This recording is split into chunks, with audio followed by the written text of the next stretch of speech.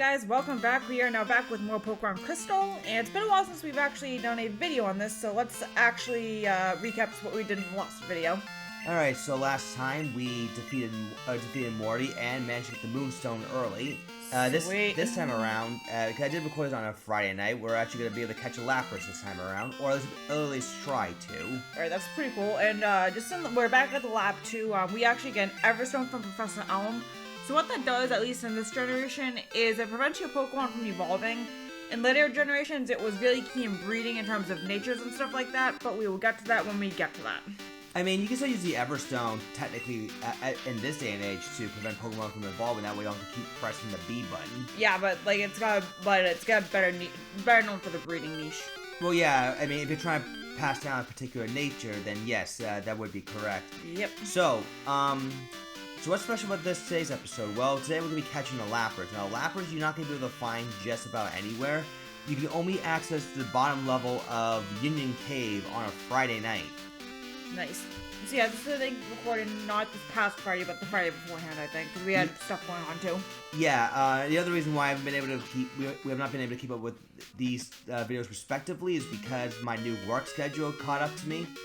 Yeah, so he's just trying to settle in, just kind of figure out like what the situation is going to be long term here. Right, exactly. So, yeah, it is what it is. You know, life has to intervene sometimes. But anyways, normally I would jump cut here, but I guess for the sake of those that don't quite know how to get to Union Cave, at least for this particular video, where he's just gonna actually be going through the route, and just that way you know like where the hell you're going. Yeah, pretty much. Now I spotted an NPC. I was like, wait, is that who I think it is? Yes. To get to Crystal 2, you get to meet, I think, 7 NPCs that are named after the days. Yes. So this is Frida of Friday. She actually gives you Poison Barb. So if you got, as she explains here, poison type moves are actually increased by quite a bit in terms of power. Right, so if you want to give it to, like, say, a Quillfish, a Tentacruel, they can use Sludge Bomb, for example. Then that's actually not a bad idea. Alright, cool. So, Union Cave right here. So now you're gonna actually just be surfing away? Yeah, pretty much. If you do have, like, if you got the Old Rod, like, early on, then you can definitely catch a Magikarp. I think the rare catch with the Old Rod is, I want to say it's either Tentacool or Goldeen. I don't quite remember. Yeah, I think it's Tentacool, I'm pretty sure, because I know that's where it was in Gen 3 at least. Yeah, at the very least in Gen 3. That would be correct. Okay, now you see, you use the surf right here, and so you take, yep, and you see a ladder right there. That's your ticket to going to see that Lapras. You also do have to fight some trainers down here as well. Now, I could have skipped this one. I accidentally went up instead of right. I do leave it in because technically it is an optional trainer. Yeah, but so yeah, right now he is going to be facing off against a Pokemaniac right here, Pokemaniac Andrew. Now, Marowak. Now, this particular part of the game, you want to have your Pokemon to be at least in the mid to high 20s if you want to take on the trainers with relative ease. Since I'm somewhat underleveled, I have to utilize a little bit more strategy than just blasting away at them. Oh, jeez, yep. So yeah, this guy here is a Marowak, which is a Kanto native ground type Pokemon. It's actually pretty good, but only if it has its signature item Thick Club attached. I would say, yeah, this was a generation that first introduced its own signature item, which does, by the way, boost its physical attack through the roof. Yeah, this thing is deadly. I just put it that way. There's also a weird thing that, if its IVs are not set up correctly, and after you use Swords Dance, your attack goes drastically down. It was like a bug in Crystal. Where if the IVs are not lined up correctly and you use Swords Dance, the attack power goes way down. Oh, jeez. I'm not sure how that works out specifically, but the IV is a certain one. I think Smogun goes into detail about that. Yeah. Where if the IV is set up correctly and you use Swords Dance, then the attack power goes up astronomically. Yeah, this thing is deadly. My brain's totally freaked out because I got distracted for a minute. But yeah, anyways, another reason why is just some of our friends also just lost their relative, and we saw him the other day, so we're trying to figure out, just kind of talking to him, just making sure that he was okay as well. Yeah, we had to take a break. Yeah. We had to take a break in general anyways, but that's one particular reason, I suppose. Yeah, because I think we were initially going to do this yesterday, but then just we haven't seen these particular friends of ours in a while, so we decided that might as well just do it today, just while At least while we haven't forgotten about it. Yeah, and or procrastinate. Yeah, that's just a thing, unfortunately. But we are gonna try to be more consistent if possible. Yeah. So yeah, he's just kind of using Crocodile here, just kind of blow this guy out of the water. Well, no pun intended. Well, again, if we get the observe, I think I can take on the ground types rather comfortably. Yeah. At this point. So yeah, so just a quick how do I put this? Quick preview. So in Gen 2, Gen 2 actually gives you a little more freedom in terms of after Mori, in terms of the gym leaders you can actually go after. Well, Gen 1 did it too. Like, for example, you don't have, like, say once you beat, well, you don't have to go after Erica exactly after you beat Lieutenant Surge, for example. You could, I did skip this trainer, by the way. You could, for example, once you do get cut, you can technically even skip Lieutenant Surge. Lieutenant Surge, I think, teaches you fly? Yeah. Or is it surf? No, in Generation 1, once you beat Brock, you can use Flash. Yeah, I knew that much. I know. Misty, you can learn Cut. Okay. If it's Lieutenant Surge, you can learn. Your Pokemon can use Fly. Okay. Erica, I want to say you can use. I want to say Strength. Okay. I don't quote me on it. Koga, I remember it being Surf. Okay. I couldn't remember offhand, so I knew it was something of that sort, but yeah, it's just really weird. Yeah, which is funny because you can technically skip Sabrina, let's say, and you can go straight to Blaine if you ever so choose. Of course, the Pokemon you'd be facing would be at least in the 40s.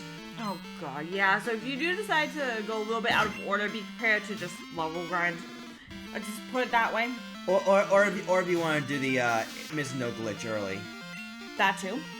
Yeah, Missing No Glitch is, as we covered, I believe in your red LP? My blue LP. Blue, yeah, I was close. Blue Close LP enough. from way back, from a while back. Yeah. But yeah, Crystal, you have, after Mori, you've got a couple of different gym leaders you can go for. You can either fly to Steam, you can either go to Steamwood City and face Chuck, or just for the Sprite types. Then go all the way back to Olivine to face Jasmine, yeah. Or if you want to, or you can also go to Mahogany Town and face Price, who specializes in ice type Pokemon. Yeah, and I don't know if it's because they wanted to, I'm not sure if they just wanted to make it seem like you could go this way because your Pokemon should be within mid to high 20s at that point. Okay. And then face Price. Because here's the thing, you face in order anyway. It's like a level 28 Poliwrath, or it's level 30. I believe level 30. Okay, we'll say level 30 Poliwrath, and then you go to, let's say, a level 35 Steelix, to level 31 Piloswine, which makes you wonder if you probably would have been better off facing Price first, then go all the way back to face Chuck and Jasmine later on. Yeah, it's really up to you. Though I personally seem to always, I think just because of story progression, I used to always just do go in the regular order. But yeah, I think now, like, when I do my Emerald LP, I am going to be doing, when we get back, so I am going to be going a little bit out of order. I'm going to be going a little out of order. Yeah, just to show off that you at least can. Yeah. I wanted to do a little bit of damage to Squirrel, but I got flinched by Bite, so... Hooray for flinching! I really don't like flinching. Well, interestingly, this Squirrel also has Curse. So something that... Is that an egg move, I think? Yes, it is, actually. Oh my god. Actually, no, wait. Curse in this generation was a TM. Oh, I totally forgot about that, actually. Yeah, I just remember myself, because here's the thing. You know how you can do certain things at certain parts of the day? Yes. In the second half of the game, you go to Kanto, you go to Celadon City. You go to the spot where you get the Eevee in the first generation. Yeah. Only at nighttime. I don't think it's a specific day, but only at nighttime you can, I think, either find an item or find an NPC that tells you, they're supposed to tell you some random horror story. I don't remember what it was off the top of my head. But you go to that spot and you get the Curse TM. That's interesting. Grateful. But it's only in Celadon City and only during the night, so you're not gonna get cursed for quite a while. Technically, the earliest chances to get cursed is either catch a Ghastly, which cuts his own HP in half and then inflicts residual damage on the opponent, or if you catch a Slowpoke, excuse me, and it gets cursed off jump. Oh, nice. So yeah, also, Pokemon related news as well. The Pokemon is actually trademarked something that's just called Pocket Monsters straight up. They are saying that's actually an actual anime series. So, and they're gonna get more details a little later in the month. So we'll see what happens. Oh, Pocket Monsters. Yeah. That's getting its own show? No, it's like, no, the Pokemon Company has announced that's what's it's a new anime series. Oh, right. So, is the anime series supposed to be the upcoming Sword and Shield? I honestly, they haven't said, I haven't heard, they haven't revealed a ton of details about it. That's all I know so far. I mean, one would think that because Sword and Shield is going to be coming out, you know that what's been happening over the previous several seasons, every time Ash enters a Pokemon League tournament, he always loses. Yeah. So, and to me, there's almost no point of watching Sun and Moon anyways. Yeah, but like, also what I've also just been reading too, it's supposed to include like all of the regions, not just the New Galar region. So, okay. So let me get this straight. We're cutting in actual decks for Sword and we got, you can run into a Wild Quagsire. Oh, hi, Quagsire. You can run into a Wild Quagsire. Quagsire is an evolved form of Wooper, of course. The, only in this generation up until Gen 3, I think, is the unique water ground type. Yeah. Yep, because in Gen 3, Mudkip line gets it once Mudkip evolves into Marshtomp. Then Marshtomp the Swampert, yeah. Yes. So, what I was about to say before, I think this trainer you could have also skipped, but I went down one too many times. But she doesn't take very long for me to fight her. She only has one Pokemon anyways. Yeah. That Pokemon had to be Poliwhirl. So Sword and Shield can't transfer in all the Pokemon, but in the anime they're gonna include like everything from like the new regions. It's gonna be set not just in Galar, but it's gonna include all the regions. So they doesn't really say much about it. It's just the anime itself is, I think, gonna be on September 29th, is I think when it's gonna first air, from what I'm reading. Hold on.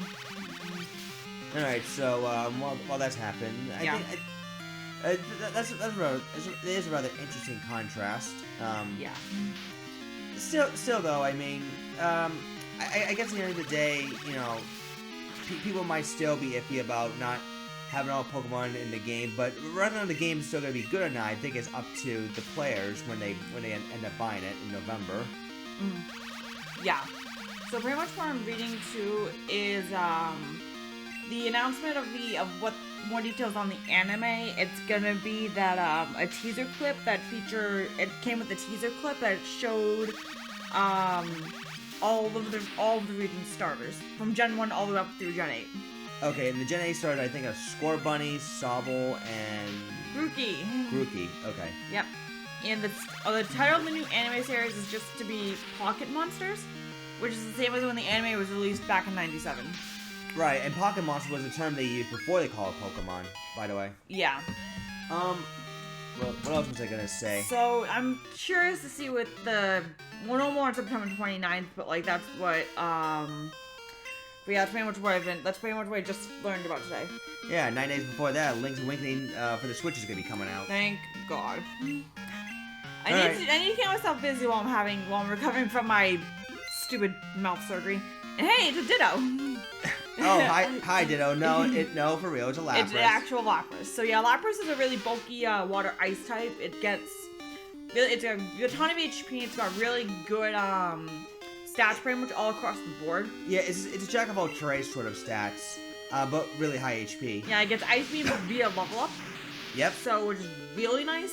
So, if you ever need a water type and you really need an answer to Lance, and maybe to a small extent Claire, Lapras is definitely the Pokemon for you. You don't have to spend money to get those coins and then spend those coins on getting the Ice Beam via Tuna Move. Nope, you can just get that Lapras and then train up by, at this point, 16 levels, which isn't really that bad. No, it's not. Not bad at all.